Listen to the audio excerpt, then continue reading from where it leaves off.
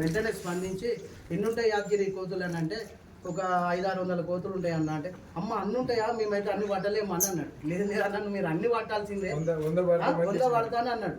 100 పడతా అంటే అన్న లేదన్న అన్ని కోతులు పట్టేయాలన్న, ఎందుకంటే చాలామంది ముసలోళ్ళు ముడిగోళ్ళు ఎంతోమంది ఆ కోతులు రాగానే అవి బెదిరిస్తే కింద పడి చేతులు కాళ్ళు ఇరిగిన వాళ్ళు చాలామంది ఉన్నారు.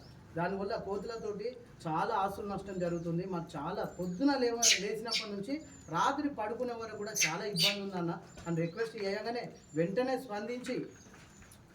స్పందించి నేను ఎల్లుండో అవలెల్లుండో కోతులు తోడుతానని పట్టే వాళ్ళని పంపిస్తాను అన్నాడు.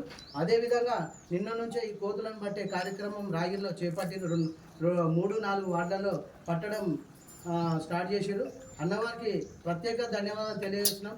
ఎందుకంటే ఇక్కడ మన రాగిరిలో ఈ భువనగిరి మున్సిపాలిటీని పరిపాలించిన మా పెద్ద లీడర్లందరూ కూడా మన రాగిరికి చెందినోళ్ళే. వాళ్ళు తలుచుకుంటే ఆ రోజులలోనే మేము మున్సిపాలిటీకి ఇక్కడ యువకులే కానీ మేమే కానీ చాలాసార్లు మేము వినతిపత్రం ఇచ్చినాం. కలెక్టర్ గారికి కూడా వినతిపత్రాలు ఇచ్చినాం. ఎందుకంటే మా కోతుల బెడదతో చాలా ఇబ్బంది అవుతుంది. ఇది మాకు ఏదైనా ఈ సమస్యను ఒక దారి చూపాలని చెప్పి ఎన్నోసార్లు వినతిపత్రం ఇచ్చినా కానీ ఎవరు పట్టించుకోలేదు. ఇక్కడ ఉన్న లీడర్లు అధికారులు మేము రాగి నుంచే మేము పెద్ద లీడర్లను ఉన్నాను అనుకున్న వాళ్ళందరూ కూడా ఎవరు కూడా ఒక్కనాడు మాకు స్పందించిన మానాన పోలేదు. అన్న గెలవగానే ఎన్నికల కోడ్ వచ్చినా సరే అంతకన్నా ముందే ఈ తీర్మానాలు చేసి పెట్టుకొని ఆయన చాకచక్యంగా వ్యవహరించి కొన్ని తీర్మానాలు చేసి పెట్టుకొని ఈ ప్రజలకు ముఖ్యంగా ఈ కోతులు ఈ కుక్కలు ఒక 4-5 నెలల క్రితం కుక్కలను పట్టించారు. ఆ కుక్కలకు కుటుంబ నియంత్రణ చేసి తెచ్చి ఇక్కడ వదిలేసారు.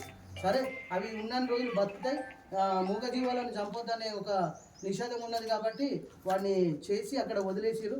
ఇప్పుడు మాకు ఒక పెద్ద ప్రధాన సమస్య ఈ కోతుల ఉండే. ఈ కోతులతోటి మాకు ఈ రోజుతోటి ఈ కోతుల బెడద కూడా తగ్గుతున్నందుకు అన్నగారికి మేము ప్రత్యేకంగా ఈ రాగిరి ప్రజల తరఫున 3-4 వార్డుల తరఫున ప్రత్యేకంగా ఆయనకు ధన్యవాదాలు తెలియజేస్తున్నాం. ఇదాంతో పాటు ఇంకొక పెద్ద తీవ్ర సమస్య ఉందన్న మాకు. రాత్రి కాగానే దొంగలు పడుతుంది. మీరు డీసీపీ లెవెల్లో మీరు మాట్లాడి మాకు ఒక నేపాల్లోను 2 మున్సిపాల్ నుంచి నేపాల్లోని 2 మాకు కాపలదారులుగా పంపిస్తే మీ మున్సిపాలిటీకి మీకు ఎప్పటికీ రుణపడి ఉంటామన్నా. ఈ దొంగలు చాలా తీవ్రమైన బిల్డింగ్ మీద పడుకోగానే పుస్తకాలు చెప్పుకోకపోతే దాంతో చాలా ఇబ్బంది ఉందన్న. మీరు ఎట్లానైనా చేసి మీ మున్సిపాల్ నుంచి తీర్మానం చేసి మాకు ఒక 2 నేపాల్ కాపలదారులను మాకు పంపిస్తే మీకు ఎప్పటికీ రుణపడి ఉంటాం అన్న. ఈరోజు మాకు ఈ కార్యక్రమం ఇంత మంచి కార్యక్రమం చేపట్టినందుకు మీకు మా యొక్క